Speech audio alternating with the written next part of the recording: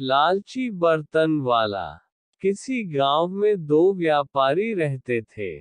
एक का नाम मोटू सेठ और दूसरे का नाम पतलू सेठ था। दोनों ही दूसरे गांव में जाकर बर्तन बेचने का व्यापार किया करते थे। वह गांव के लोगों से पुराने बर्तन के उनके बदले उन गांव वालों को नए बर्तन दिया करते थे।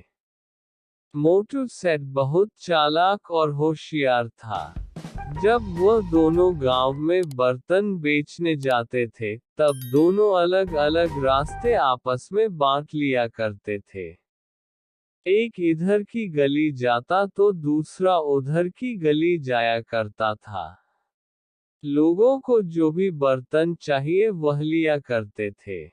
लालची बर्तन का व्यापारी। एक घर में लता नाम की एक गरीब औरत अपने बेटी रानी के साथ रहा करती थी। ये परिवार किसी जमाने में बहुत अमीर हुआ करती थी। परंतु लता के पति का देहांत होने के बाद वह गरीब हो गई। इनके पास कोई भी कीमती चीज नहीं थी, सिवाय एक सोने की कटोरे के। लेकिन लता को ये पता ही नहीं था कि वह कटोरा सोने का है। चालक मोटू सेठ गली से जा रहा था। पानी का गिलास ले लो, पानी का गिलास ले लो, कढ़ाई ले लो, बर्तन ले लो, इस तरह से वह चिल्लाते चिल्लाते जा रहा था। उसे बर्तन वाले को देखकर रानी ने अपनी माँ से कहा, रानी माँ देखो बर्तन वाला आ रहा है, आप मेरे लिए तो कुछ ले दो ना।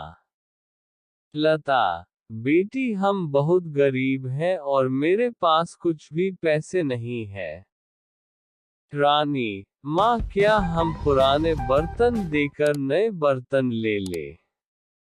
फिर लता ने उस मोटू सेठ को अपने पास बुलाया और मोटू सेल से पूछा, लता क्या ये तुम पुराने बर्तन ले सकते हो और मेरी बेटी को जो बर्तन चाहिए वह दे सकते हो। फिर मोटू सेठ अपनी गाड़ी रोकी और उस कटोरे को अपने हाथ में लेकर निरीक्षण किया और उससे अपने उंगलियों से घिसने लगा। कुछ देर तक घिसने के बाद उसे पता चला कि वह सोने का कटोरा है। फिर उसने अपने मन में सोचा कि इन दोनों माँ बेटी को बुद्धू बनाकर इस कटोरे का दाम कम देकर इसे मैं हड़प लेता हूँ। कुछ देर तक सोच विचार करने के बाद मोटू सेठ ने बोला, मोटू यह क्या उठाकर ले आए हो, इसकी तो कोई एक फूटी कौड़ी भी नहीं मिल सकती। ये बोलकर मोटू सेठ ने वह कटोरा जमीन पर फेंक दिया और वहां से चला गया। कुछ देर बाद पतलू सेठ उस गली से जा रहा था। पतलू पानी का गिलास ले लो, कढ़ाई ले लो, बर्तन ले लो।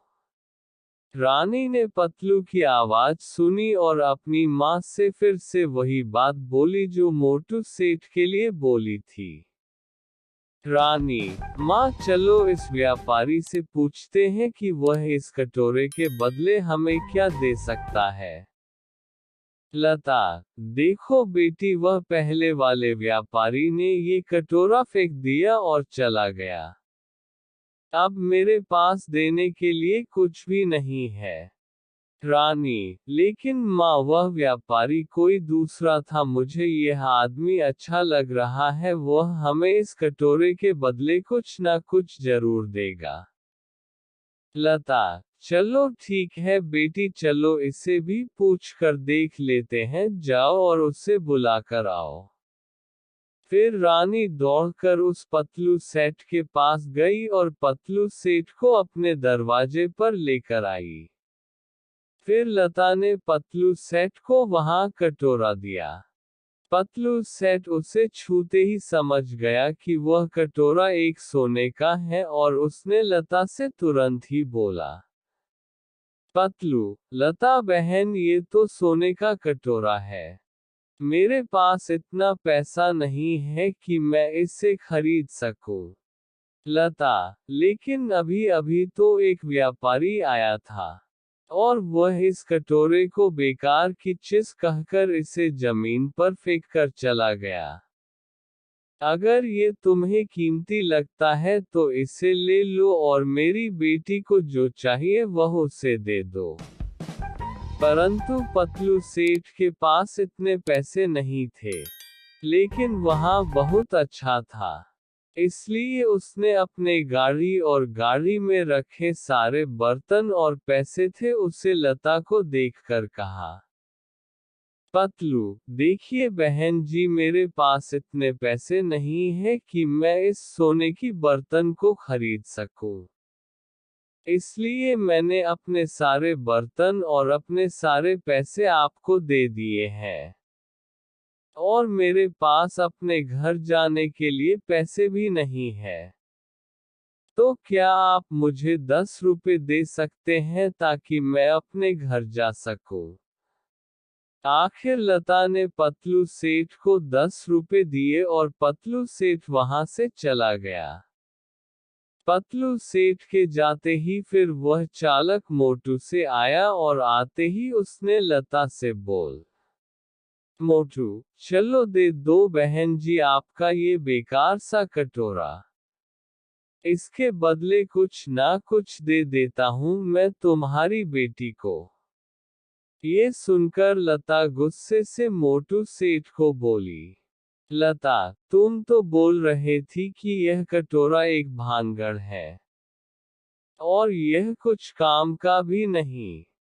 लेकिन उस दूसरे व्यापारी ने इसे अच्छी तरह से परखा और इसकी अच्छी कीमत देखकर चला गया।